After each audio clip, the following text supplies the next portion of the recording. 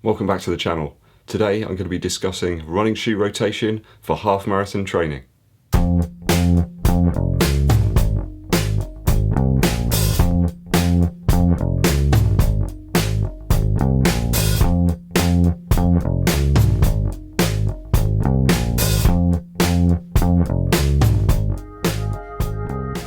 Today I'm going to be discussing running shoe rotation for my half marathon training in preparation for the Salisbury Half Marathon. Later in September is the immortal sport Salisbury Half Marathon.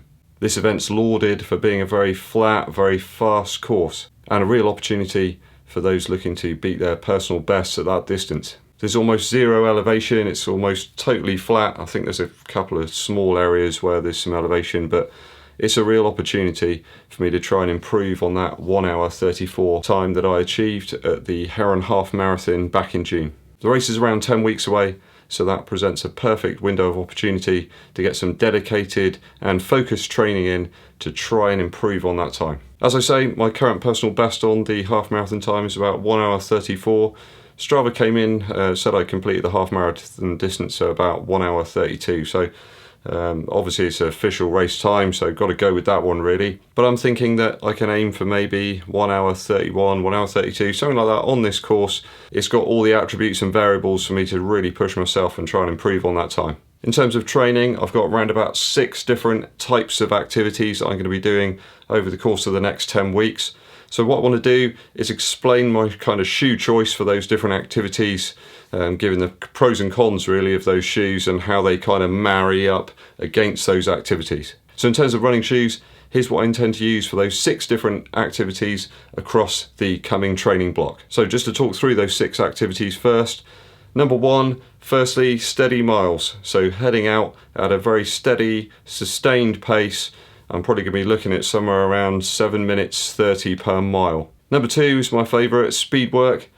So heading out, doing some warm up first, normally around about a mile, and then repetitions at a specific speed, followed by some recovery, normally something like 200 meters recovery, something like that. So that will really improve my speed over distance, and then finishing that off with a warm down around about 1 mile. Number 3, fartlek training, so speed play, so heading out again, warming up around about a mile, and then looking at doing some varied speed stuff. What I was training before to try and get under that 145, I knew I was going to do that, but I didn't think I'd get as close to 130 as I did. I was heading out doing a warm-up mile, and then around about 4 miles of fartlek speed varied training, and then a mile warm down. Number 4, the one everybody loves, easy miles. So heading out nice, easy, extremely sustainable miles, kind of recovery miles really. Number 5, the dreaded long run, so heading out at a lower pace over an increased number of miles. I've got to be honest, in my original half marathon training I probably ended up hitting about 11 or 12 miles max.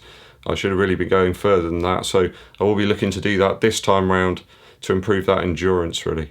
And number 6, threshold runs, so running at just below that kind of lactate threshold, so thus improving my speed and endurance over distance. So around about 6 different forms of training there, different training activities, and some very different use cases for the shoes. So starting off with long runs, what am I going to utilise? Well, I think I'm probably going to utilise the New Balance Beacons here. They're extremely light shoe, certainly very comfortable. I found them to be excellent in terms of the upper, very, very comfortable, and underfoot as well. This fresh foam stuff seems to be, it's a bit of a revelation to me really. I really do enjoy running in these. I can see them lasting a lot of miles as well. I know other reviewers have certainly found they're getting loads of miles out of these. So for long runs, I think these are going to fit the bill. So in terms of pacing for those training runs, it's going to be around about 7 minutes 45 per mile. I think the Beacons will be able to handle that no problem at all. They got that cushioning and they got the support for those longer runs, so that's what I'll be utilising for those. So in terms of speed work and also the fartlek training I'm going to need to do, I'm going to need something that's responsive enough but enables me to get that cadence and that pace up fast enough to try and meet those target speeds. But really need a little bit of cushioning as well for those recovery sections in between. Using something that's got a carbon fibre plate there is probably not going to be the best idea really. certainly when I need to recover in between those repetitions. So for those types of training, I'm going to utilise the Pegasus Turbo 2. This is certainly a very fast shoe. It's going to enable me to get that cadence up, get the pace up, but it's also got some appropriate cushioning for those recovery sections in between. The speedwork sections that I'm going to need to do within this training block don't really go much over 6 miles. I do find this type of shoe to be a little bit unstructured for going anything over really around about 10 miles. I mean, some people could race loads of miles in this consecutively, but for me it's pretty unstructured, and I wouldn't want to go too much further over about 10 miles in this. So this is the one I'm going to utilise for that speedwork and fartlek sessions during this training block. So for those easy runs or those steady miles, around about 8 minute per mile pace, I'm going to reach for the Pegasus 36 or possibly even the New Balance Beacons. So both of these shoes really do feel great around about that 8 minute per mile pace. They have enough structure and midsole cushion to make those miles nice and easy. I think I could probably push the pace a little bit more in the New Balance Beacons, but certainly the Pegasus 36 feel really good around about that 8 minute per mile pace. This is really my go-to footwear for that kind of easy run. You know, if I head out just doing 5k, 3 miles, this is the one I always reach for. A very comfortable shoe, relatively breathable, not the best in terms of breathability, but it just will do those miles. It's a bit of a workhorse. Certainly don't want anything too stiff or too rigid for those easy miles. This is a nice cushy shoe. I always found it extremely comfortable inside in terms of the upper, so this will be the choice for my easy day on steady miles. So for those threshold runs, around about 7 minutes 30 per mile, I'm going to need something that's going to enable me to push that pace, push the cadence. So I'll probably reach for the Nike Zoom Fly 3. I do have other options in terms of for threshold runs. I could probably utilise also the Hoka Oni Carbon X. These shoes both have that carbon plate, both enable you to go at a much faster pace than you perhaps would have, using that carbon fibre plate to give yourself a bit of a push. I do find this shoe perhaps a little heavier.